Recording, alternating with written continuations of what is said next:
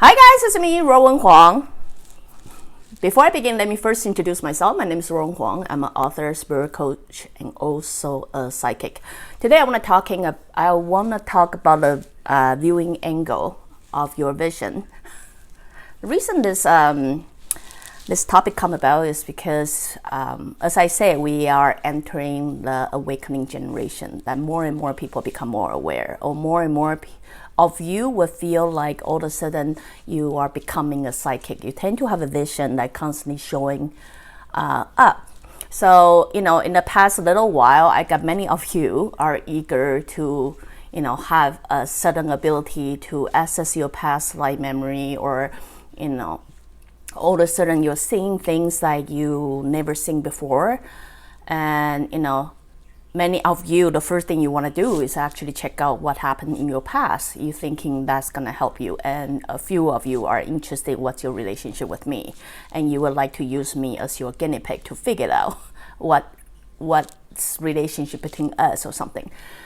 So I thought I might well just sum it up and share with you all so you can do it at home and exercise yourself. So understand that since this is your newfound skill, you have this new abilities, like all of a sudden you're accessing things. So what I realized and noticed, the common mistake people do, including me probably, is we tend to crash everything together as one story.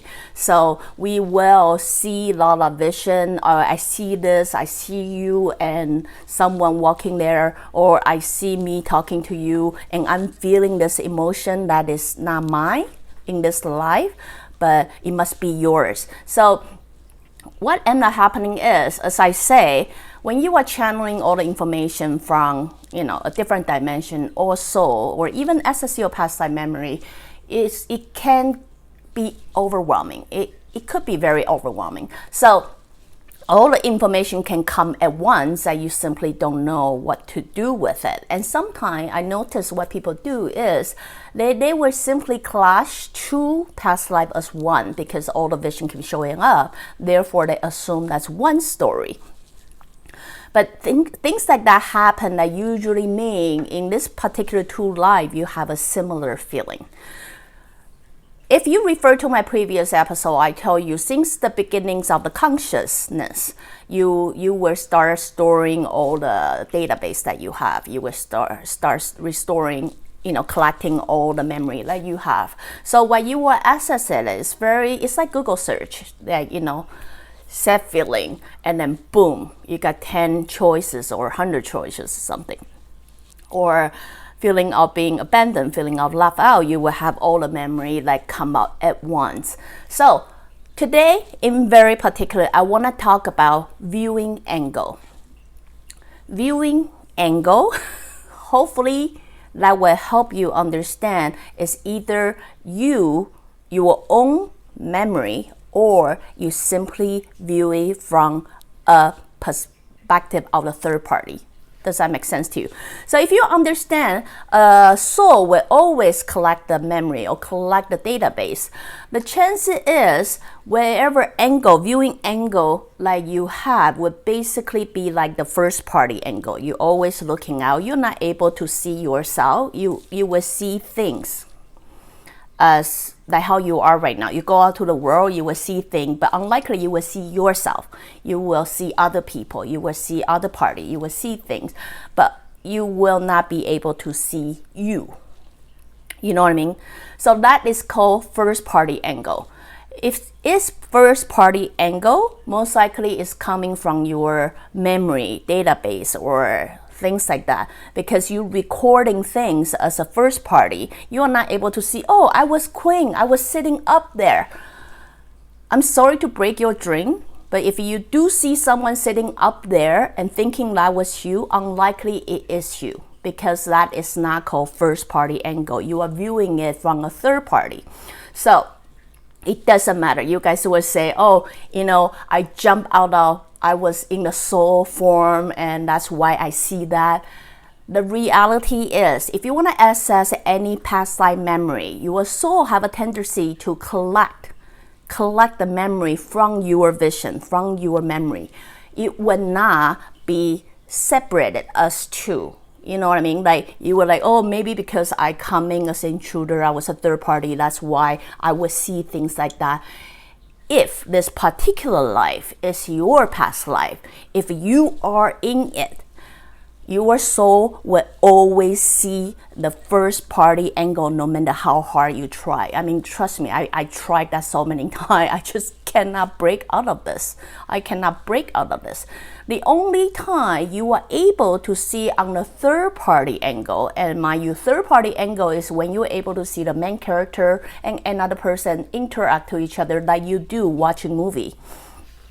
So, if you're able to watch, like you are most likely accessing other people's memory or accessing other people's database, or you were simply in that story, but as a third party. So if you, let's say, for example, if you were a queen or king in some past life, and then you feel you are as a king or queen, you will most likely see the people bow in front of you instead of seeing yourself sitting on the throne. You know what I mean? So I'm just trying to want to make it very clarify that for you guys.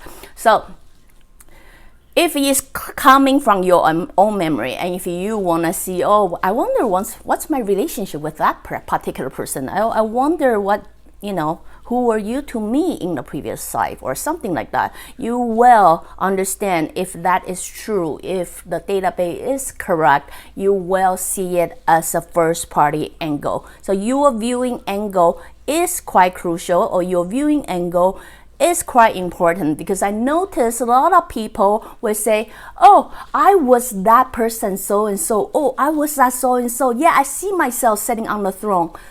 I see myself doing this. I see myself being that. You will not be able to observe yourself or see yourself if you are not that person. You are only able to observe everything to that detail only if you are the third party, or if you are not in this particular life. Like I access a lot of clients' database. It doesn't matter how hard I try. If I never been in that life, that will always look like I'm in there, I'm walking around, I'm able to see my client interact with some other people. I would be able to see things, but it doesn't matter what they do. I will always be the third party viewer. I would never somehow change to the first party viewer. As the moment I change to the first party viewer, I know I'm somewhat in it. And usually I don't figure out who I am by, oh, I know who I am. I pretty much figure out who I am by looking at myself, like what you would look at yourself right now. You were like, okay, what am I doing? Like what am I wearing? That's basically what it would look like. So anyway, aside from that, there's also emotion. And I want to talk about emotion a little bit too, just so you guys are not crashing. Because very commonly, I see people crash like average 2 or 3 memory as one story. But I think if you're able to write down or jot down your viewing angle, oh, that one is a third party, that one is a first party, third party, first party. You will notice it switch all the time. That will help you differentiate that is your memory, or that's basically your memory as an observer. Then the other thing, a lot of time when people access their past life, a lot of emotions going to be triggered. It's very simple. It's because your muscle memory, your muscle simply remember. So a lot of time you will say, but that's not memory right now. It's not. But then it could be the memory how you feel at that particular moment, and now you are recording the same thing again.